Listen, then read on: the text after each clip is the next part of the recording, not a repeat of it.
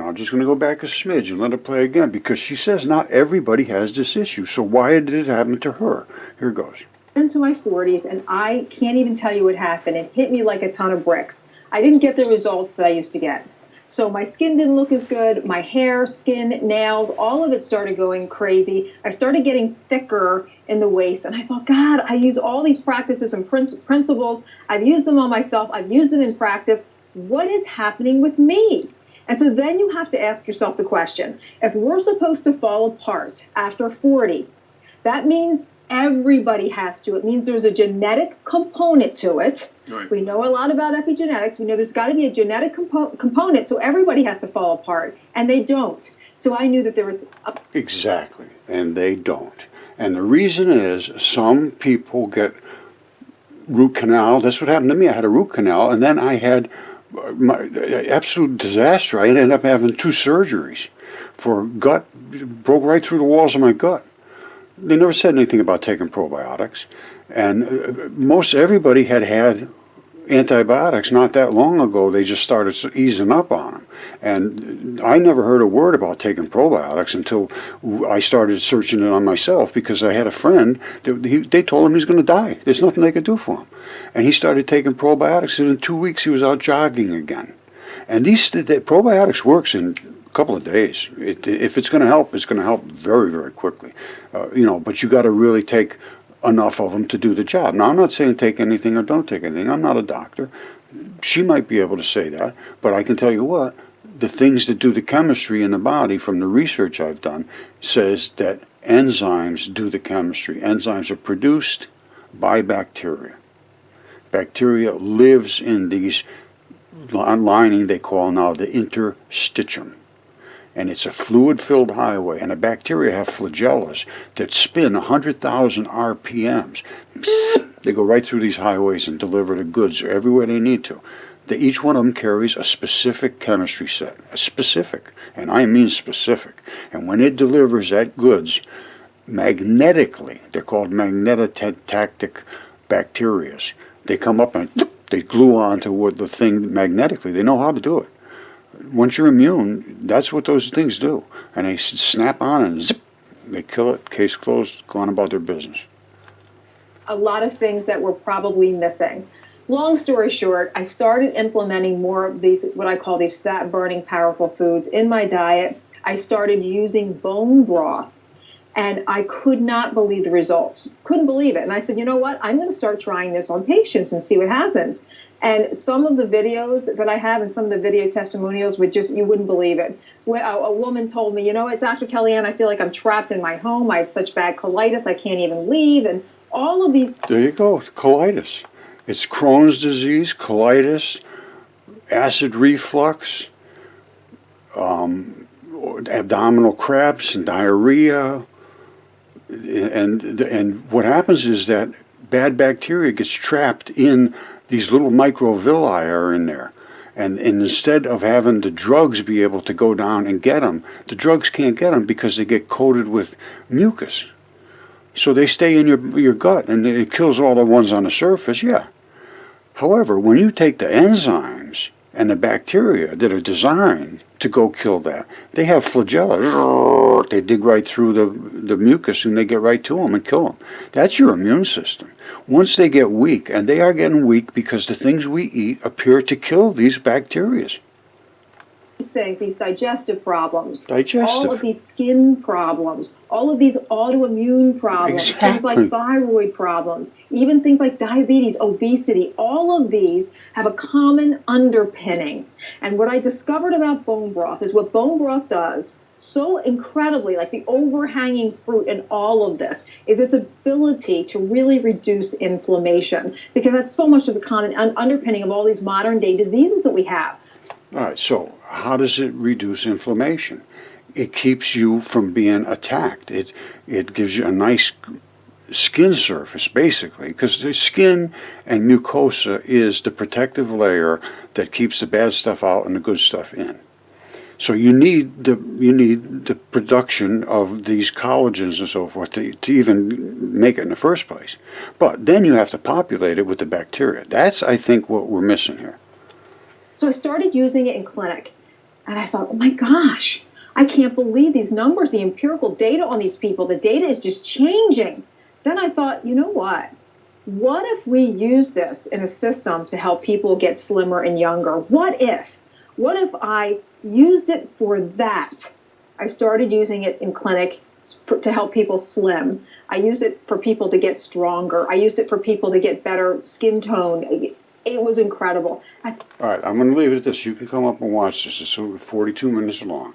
And I'm going to go to her most recent video now. Okay, so here she is again. This is Kellyanne, Dr. Kellyanne. Now, she's talking about something called carb flu.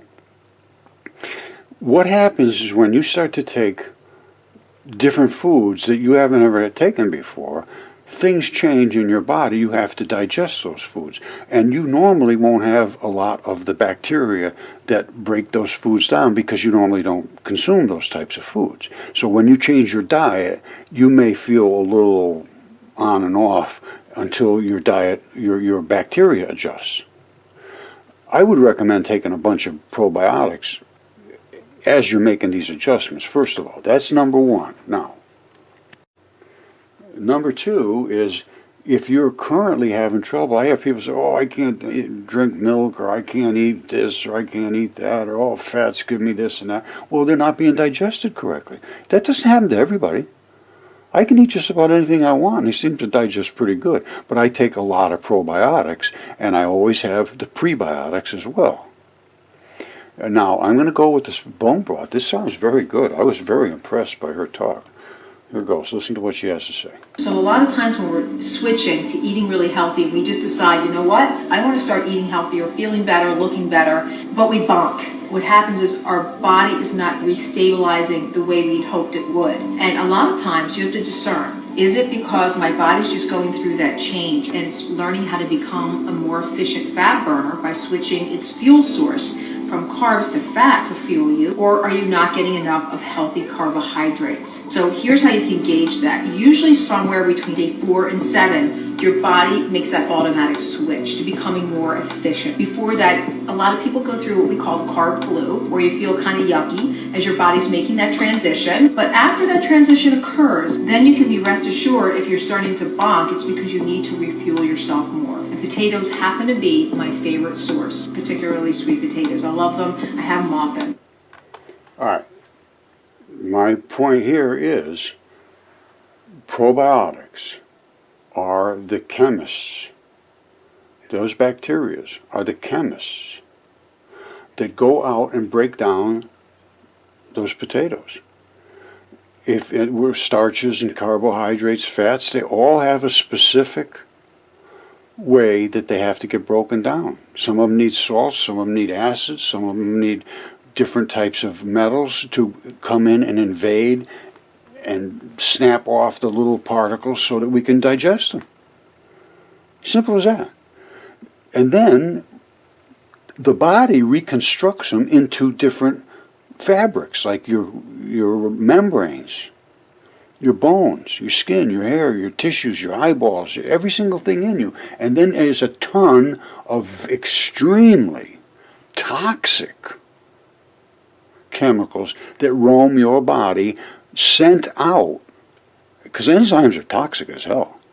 And enzymes are also virtually identical to viruses, and the viruses are the things that attack you. Your enzymes are the things that attack the things that are trying to attack you. It's a gigantic battle going on in you, and there is absolutely zero chance that you are not invadable. You're invadable every day. You have stuff right inside you right now, I guarantee you, that would make you sick if it could get inside your body and start to proliferate. And the only way you can stay healthy is to have the bacteria in these membranes to say, no, you stay outside. And if it tries to come through, it has to kill it. If it doesn't know how to kill it, you're in trouble. And not everybody got COVID, badly at least.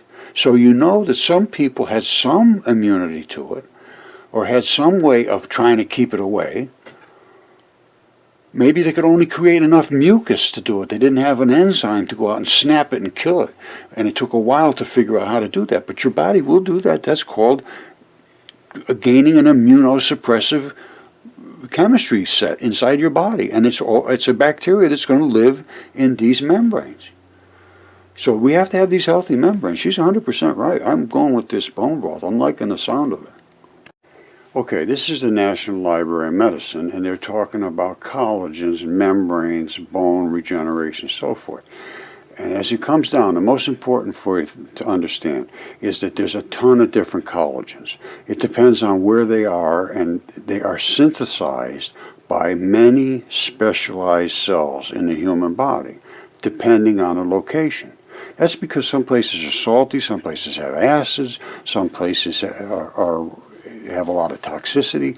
These collagens are made, fibroblasts are for collagen production in connective tissues, membranes, connective tissues, while osteoblasts make the bone collagens.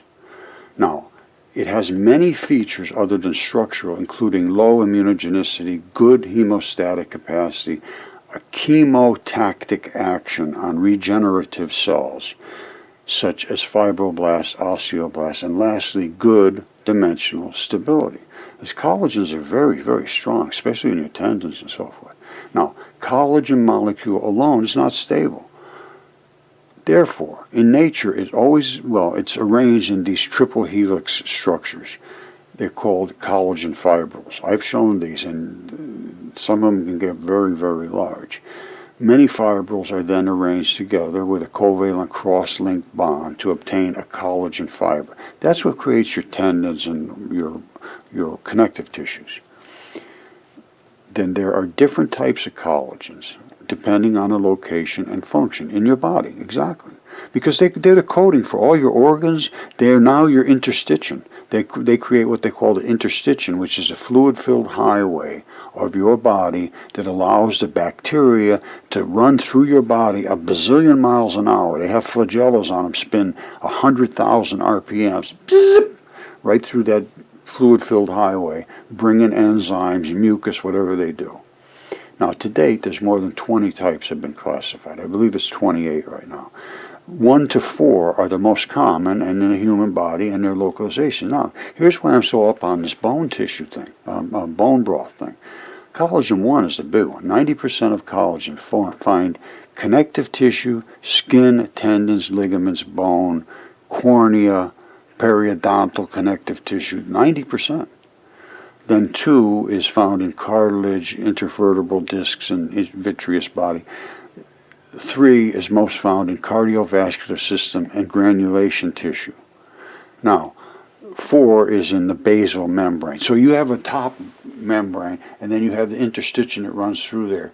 And that's where all this connective tissue and all these pockets and fluid-filled highway is. And then at the bottom, you have a basal membrane, which is the basement. Now, here's the key. COVID, I recall, I was following this when COVID originally broke out. Somebody did, and I can't come up with the research right now to tell you, but somebody did, collagen 3 was being converted to collagen 1, I believe, something like that, or it was being destroyed, something like that. And this is the cardiovascular granulation tissue. This is all the springy, rubbery stuff. It's in your lungs, in your heart, and all of your blood vessels, and that's what happens with COVID. It attacks that stuff. You see this? This is an article from quite some time ago about the types of collagens and the commercially available collagen membranes. They make them like patches. They're commercially available, and collagen type 1 is the major component of several of these commercially available collagen membranes, developed as an evolution of the barrier membranes. All that means is when you get exposed invasive areas in your membranes, you're not protected, you're evaded. So they put these over the top like a Band-Aid, and then they get reabsorbed into your body because they're easily they're part of the natural body components, basically. Collagen is 90% of all of the total collagen in your body is what they're using, is that based around that fabric. Okay, so I'm getting ready to give you some good news, and it's going to be about a new guy we're taking on, David Schaffner, who I'm obscuring the rest of his resume here, and I'll show you in a second. And he's accomplished in every science there is, and is certified. So he's going to be very helpful. And another guy, Jim Bolin, is with the Corps, well, not any longer, but he was with the Corps of Army Engineers, very top-end guy too. And I'm going to explain to you about him right now. Now, I'm going to leave you with some pretty good news. I think it's good news. I've been putting together a team of basically experts in every area. We have bacteriologists, anatomists, chemists, physicists and now I have somebody here who is exactly what I need. Master of Education, Curriculum and Instructions. That means he had to be certified in every one of the sciences. He was a teacher for 21 years in Texas. And science, biology, chemistry, physics, earth sciences. I talked to him for quite some time, and he is very, very understanding of all of these particular areas. 18 years of teaching high school. And then he's also in athletics and football and baseball, track, swimming, education, administration. He understands, and he says he's not beholden to anybody in academia. He says he knows how it works, and we want it to work better. Now, he's also an Army veteran working with disabled American vets, and that's also a big factor of mine, is these burn pit problems, talking about these membranes, because those membranes are damaged in these burn pit victims. This was like a godsend.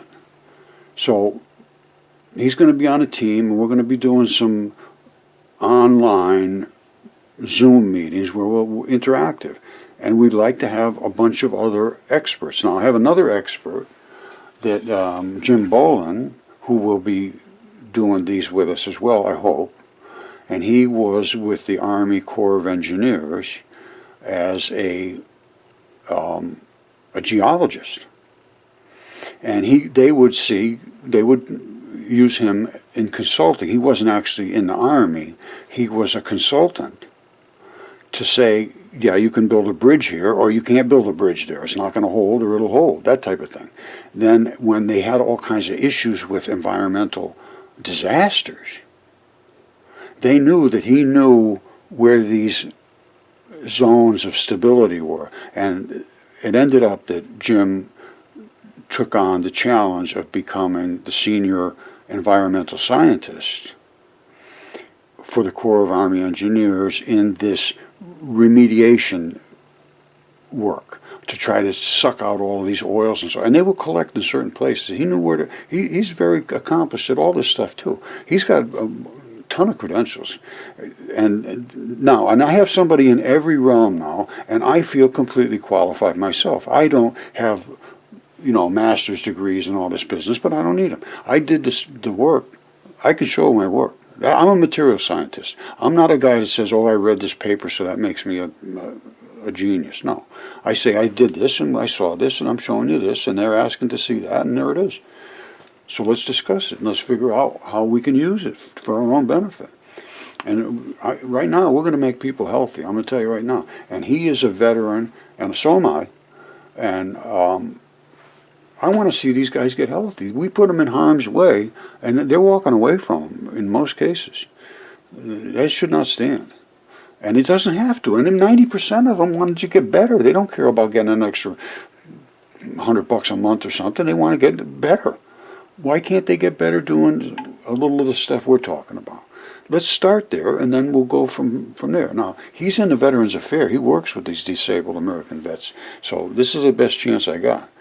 Because not a single person in the government has contacted me back.